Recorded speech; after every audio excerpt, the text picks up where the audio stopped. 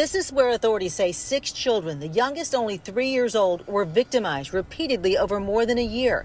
It's an underground storm shelter near the home of William Chase McElroy, one of the men charged with raping and sodomizing the children, as well as kidnapping and human trafficking. Inside the storm shelter, there were chairs and beds and things of that nature.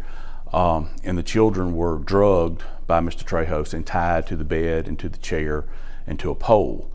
And then people would come and pay money to have sex with these children. Assistant District Attorney Brian Jones says there could be more victims and more alleged perpetrators. He says the grand jury has indicted a 4th person, but he can't release that name because that person hasn't been arrested yet. But he says we may never know the full extent of the horrors that happened here. There are some allegations with individuals that we will have a hard time identifying just because we don't know their names.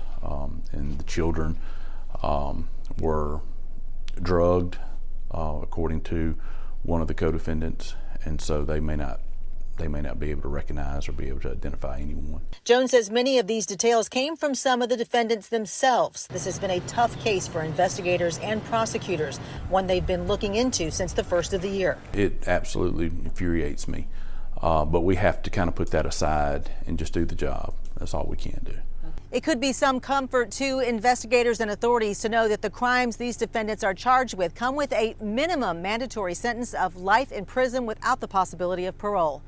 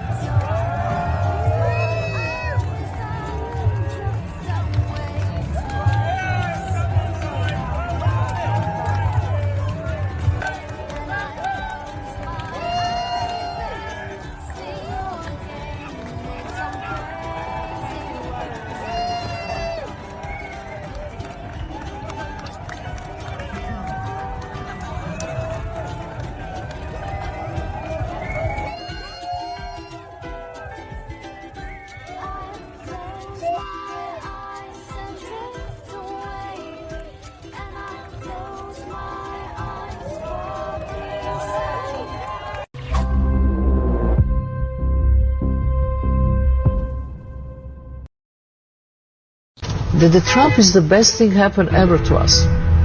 That he is the magician of the highest order. That he is there in his irrational mind to create confusion in order that the human being can find new order. And you know, it's not so stupid thinking about this in that way. It's completely turning things upside down.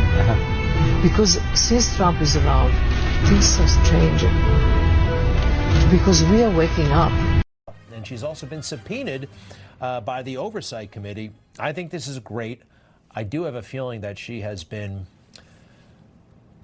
just might be a victim. She just might be. There was a rush to judgment. There was a lot of chaos there for a while. All right, granted, she hung out with Jeffrey Epstein, and I know that's apparently not good, but she's in jail.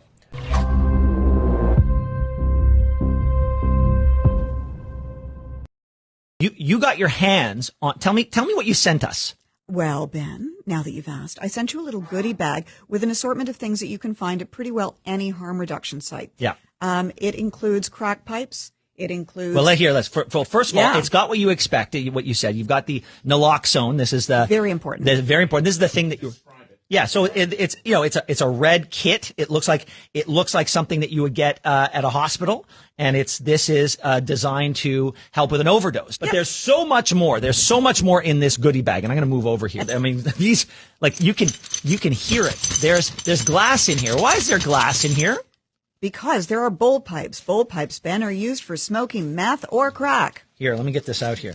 Here it is. Yeah. I mean, I've never in my life held one of these before. And the fact that this is coming, and who's handing these out?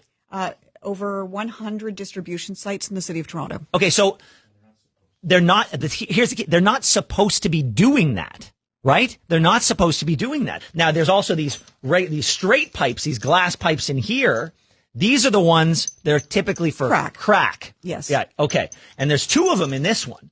There's a Chasing the Dragon Harm Reduction Info and Foil Kit.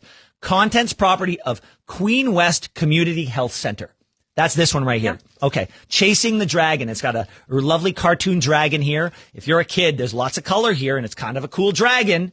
It's kind of a cool dragon there. Infographics are important, Ben, because we are visual learners, some of us. Yeah, what's in the kit? 4 pieces of smoking foil, 2 stems to inhale vapor, 1 cooker, matches, condoms, info, and a feedback card to let us know how did we do today as we provided you with everything, almost everything you need to get high. Here's a flyer called Safer Crystal Meth Smoking, how to prepare your meth pipe. And it gives you the supplies. Safer crystal meth smoking tips. Have condoms and lube with you. You may want to have sex while high. Yeah. Mouth care. Helping. Combining substances can be dangerous. I would suggest that smoking meth on its own could be dangerous, but call me crazy.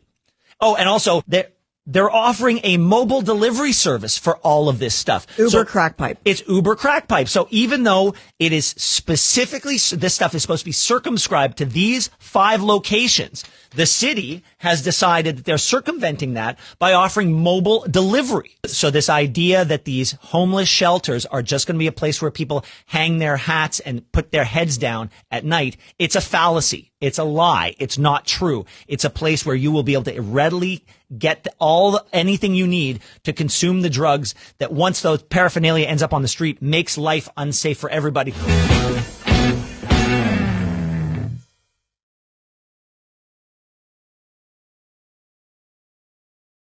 As a visitor here in Canada, I go on my Facebook page and guess what I see in my scroll? Content not allowed in Canada. Blocked. Content not allowed in Canada.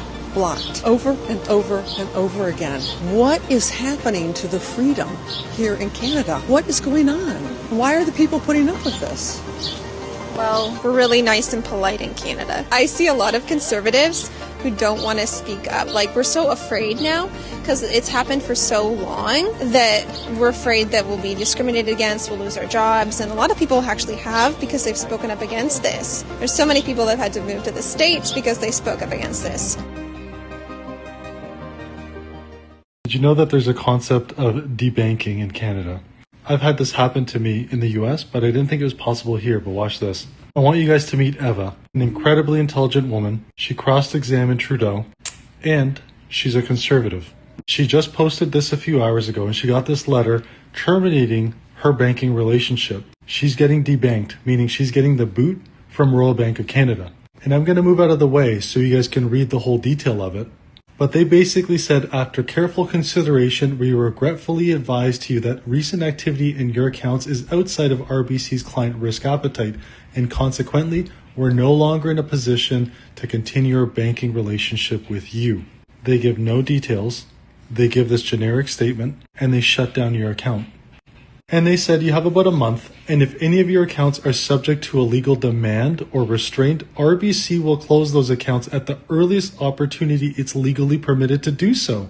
And they basically said once your client card's canceled, you have no access to any sort of electronic records. And if you need a statement, well, guess what? There's going to be a charge to get them produced and sent to you. And I will say this about Eva. She's a very rational and vocal advocate of the Conservative Party. Like me, she calls out the Liberal BS. And who knows, maybe it's related to something else, but we need a law that specifically states exactly why a person's bank account is being closed. Because we need to operate under the utmost transparency, because when they're citing laws, we want to know and we need to know exactly what we did in order to have our bank account completely terminated. Remember, if it happens to one, it can happen to all. This is not acceptable.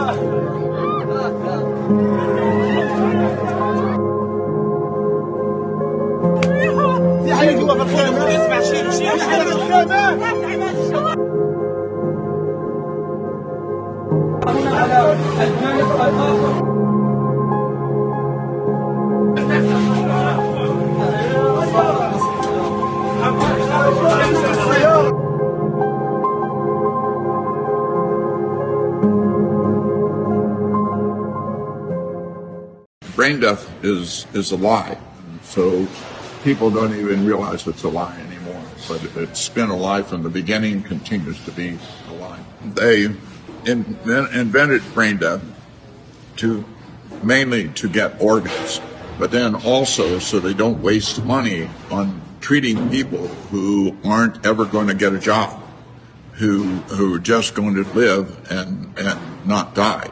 And so to see what brain death is, it's primarily a way to get organs. You cannot get any organs from a cadaver. Every organ that's transplanted is a healthy organ, and you can only get healthy organs from living persons. You cannot get any organs for transplant from a cadaver. The things I'm telling you is that you are not allowed to hear, because if you hear it, you will be upset, as all three of you are upset. And rightly so, you should be upset. Whose organs do they want?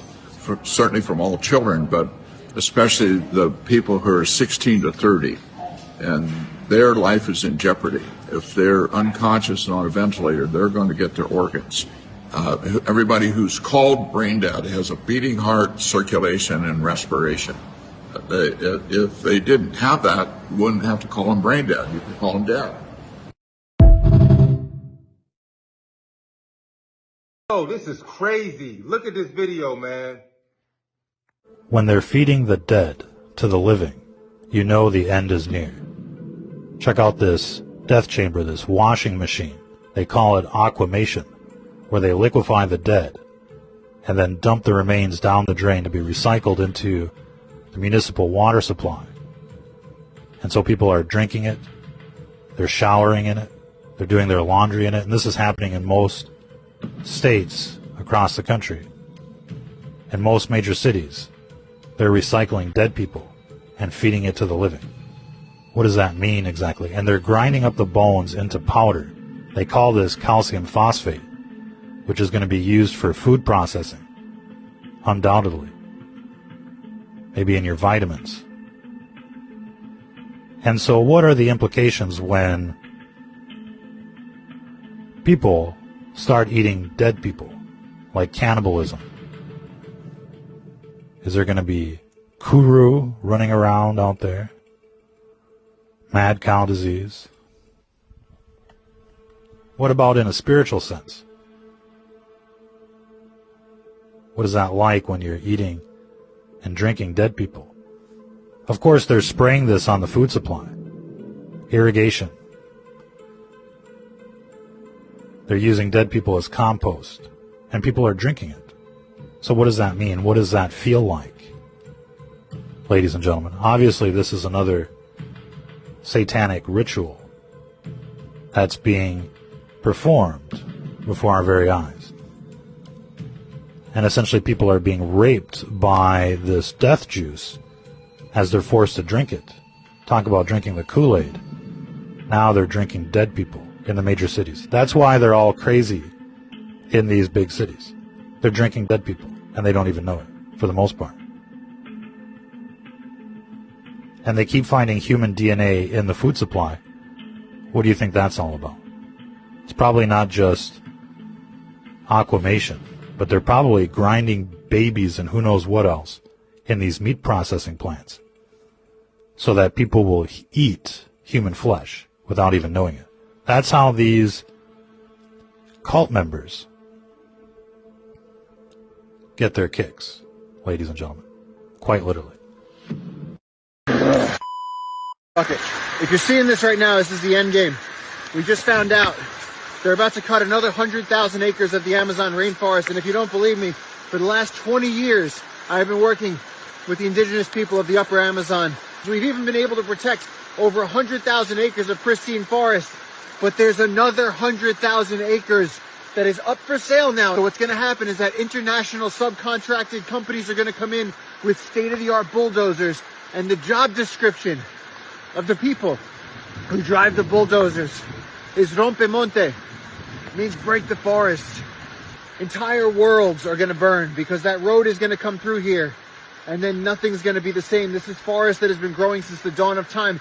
The uncontacted tribes are living up there the way people were living 10,000 years ago, naked with bows and arrows. They have no idea what's coming for them. We have the proof of concept. We have the knowledge that if you have clean air, clean water, life on Earth comes standard with these things, and then everything else you're interested in can happen. This is a historic opportunity, and I know how crazy it is to take on one's own life mission, saving the Amazon rainforest, but that's what I've done. And I just found out that the hill that I'm going to die on is on this river, and so I'm going to be asking for help, because if we succeed, we save something that's a treasure for all of planet Earth, and if we fail, entire worlds burn. Let's go. Canada. We're here to talk about Bill C-2, the path to a police state. Maybe, John, if you could just kind of like fill people in on why that looks like it might be a path to a police state here in Canada. So Bill C-2 has provisions in it to criminalize the use of cash, to allow Canada Post to open mail, for customs officials to inspect goods destined for export anywhere in Canada, regardless of where they're located, and warrantless searches by police of premises, and a legal obligation for anybody who uses a computer is now designated an electronic services provider and has to give access to their software to government officials without a warrant. It's just, it's over 100 pages long. I haven't even been able to read all of it yet, but it's just frightening, and it's a big step towards Canada becoming a police state. And everybody's showing the flooding from the tsunami waves along islands just off of eastern Russia. Look at the impacts here, you guys. The mayor of the coastal town says the third wave, it was the third wave that caused the most damage to the harbor and the port infrastructure. So remember, multiple waves here. First wave comes in. We heard from the Hawaii mayor saying it was the second wave that did the most impact for them. Here in Russia, along this island town, it was the third wave that caused all that water rise, and now you can see all that water retreating back off of shore. So, you know, lots of cleanup here from where we had this tsunami initiate from.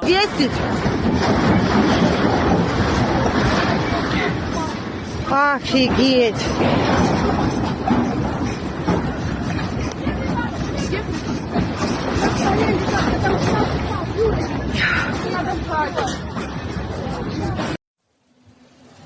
Yes, sir. Now we getting somewhere.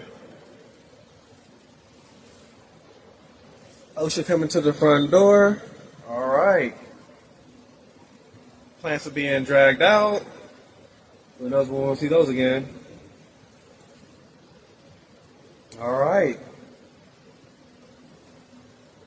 What's up, you guys? I wasn't actually prepared to make this video, but I feel obligated to now that I've seen it with my own eyes.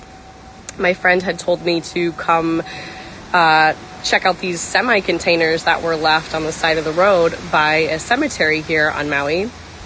And there is a bunch of temporary, like, caskets that have been now dropped off from these shipping containers. And there's like a lot of them. Let me see if I can get a better shot here. So you guys can tell me what these are for. 1, 2, 3, 4, 5, 6, 7, 9, 10, 11. And then these are lids. So 11, 11. When were these shipped?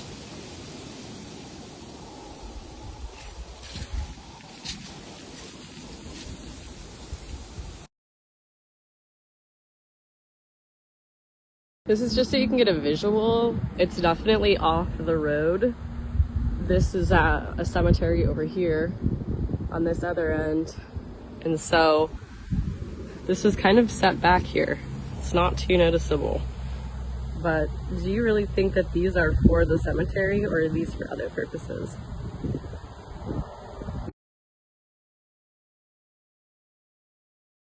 talk about the World Economic Forum for a second and what it is and what it's not. They describe themselves as the premier promoter of public-private partnerships. For lack of a better word, that is fascism.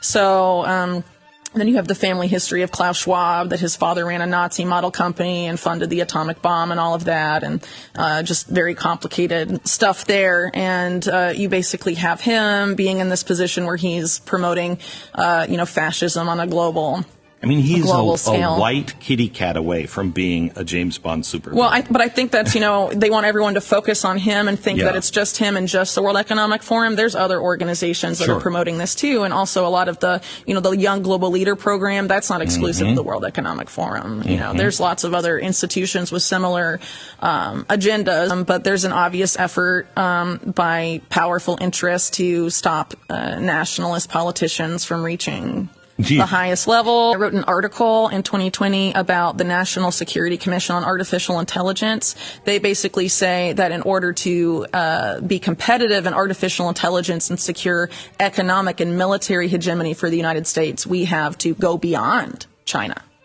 in terms of their implementation of surveillance technology, the use of artificial intelligence, moving away from private car ownership, which they refer to as a legacy system, in-person doctor visits, to the AI-powered alternative. This was in 2019, before COVID. COVID comes along. 2 years before that, I talked to the chairman of the board at General Motors, and he told me by 2030, we won't be making cars as you know them today. We'll be making fleets. Yeah, because people it's won't Uber. be having, it's Ubers you rent and you can't control where they go, Correct. and they're only going to be in the smart cities. You're not going between cities anymore. No more road trips. No more, you decide, I want to go over here today. I want to drive 3 hours to see my family or whoever, my friends. That's over if these people win.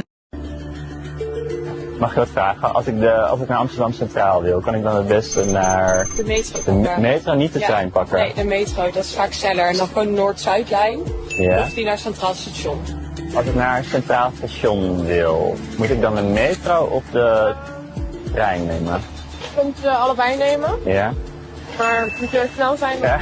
Moet ik de metro of de trein pakken? Nee, je moet de metro pakken. Volgens mij moet je metro 50 of 51 pakken. 50, 51. Ja, geef gewoon aan. Als je rechtdoor loopt en via de metro. Ja. Metro 52. Dus klopt het dat je orthodontie die praktijk aan Schiedam? Ja? Ja? Klopt het dat je Floor heet? Ja. Ja. Van Grunsven? Ja. Ja. Bent u Helene? Ja. Helene Wachter? Ja, klopt. Van Eden McKellen? Ja, klopt. Zo. Heet je Wijs? Ja. Basharat? Ja, klopt. Ja. Oh, wat ken ik jou even spannend? Klopt het dat je jurist bent? Ja. In Venture Capital? Onder andere, ja. Ja? Weet je dat? Ik heb dus een bril waarmee ik gezichten kan scannen. Ik zie aan je dat je er wel schrikt. Nou, inderdaad. Ja. Oh ja, ik zie dat ding nou inderdaad staan. Oh, ik zie nu ook een lampje aan. Holy shit. Op die manier informatie vergaart over mensen. Ja. Voelt bij mij nog niet oké.